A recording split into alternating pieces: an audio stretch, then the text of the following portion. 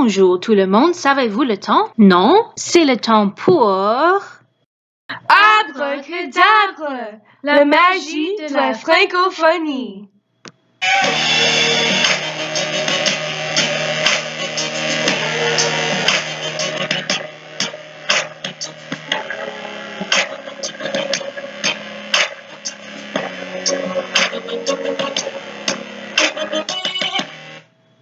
Bienvenue au 27e épisode, le secret des adjectifs du couleur. En premier, nous allons revoir notre leçon de la semaine passée. Puis c'est notre leçon et finalement les exercices. On commence. Allez-y revoir. On sait déjà que les adjectifs sont les épithètes des noms. Aujourd'hui, on fixe les regards aux différences en accords. On sait aussi qu'en général, si l'adjectif c'est après le nom, il s'accorde.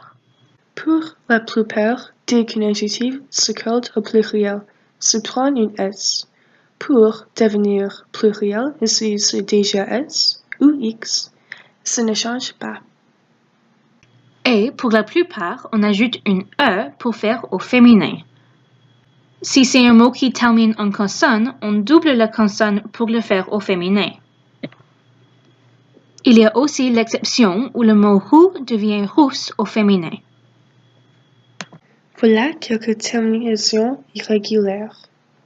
On sait que le masculin s'est imposé sur le féminin. Et que deux adjectifs singuliers sont égaux à un adjectif pluriel. Comme en ce cas, Lexi a un chien et une chienne qui sont bruns. Masculin après, c'est et c'était. Dès qu'un adjectif est utilisé adverbialement, il devient invariable. Maintenant, les couleurs. Voilà quelques exemples qui suivent les règles pour les adjectifs simples. Jeanne a une parapluie rouge. Michel marche dans le champ vert. Le café est des tables jaunes. Elle porte une robe grise.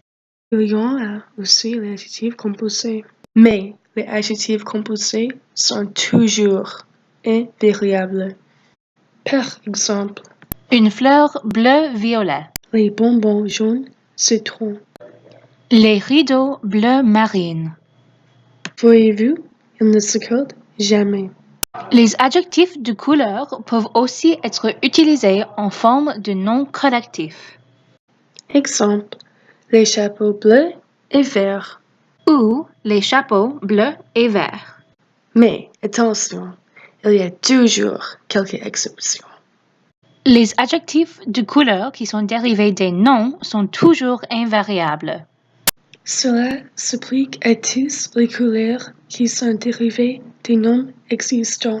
Orange, Chocolat, paille, pasta, crème, rose, olive et turquoise.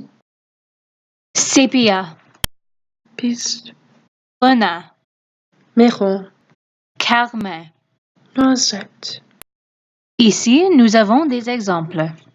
Vous voyez, ce n'est pas possible d'ajouter les accords. Mais quelle horreur! Un monstre! Qu'est-ce qui arrive? C'est les contradictions des exceptions. Oui, et les voilà. Châtain, Écarlate, vermeil, mauve, incarnat, fauve, pourpre, rose. violet. Il faut que vous vous souveniez que les mots empruntés d'une autre langue ne suivent les règles non plus. On voit ici que l'anglais ne nous permet pas d'ajouter nos accords. Ce mot et tout autre où l'origine n'est pas au français sont invariables. Croyez-vous être prêt à l'essayer? Choisissez-vous la bonne réponse. Nous vous donnons seulement 5 secondes. Alors, ce serait peut-être une bonne idée de nous mettre en pause si vous en trouvez de la difficulté au commencement.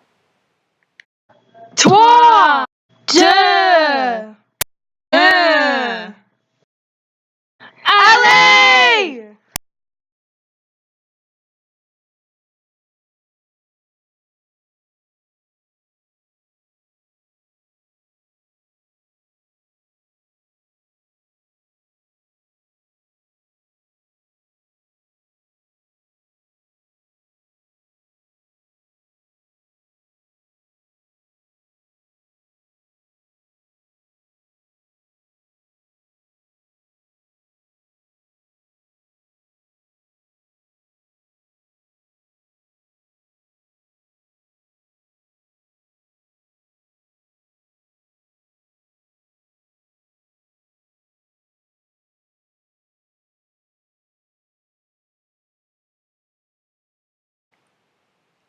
Alors, on fait le résumé.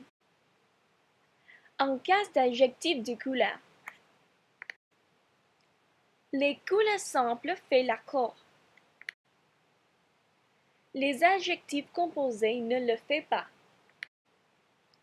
Les noms collectifs changent de sens s'ils en cas d'accord.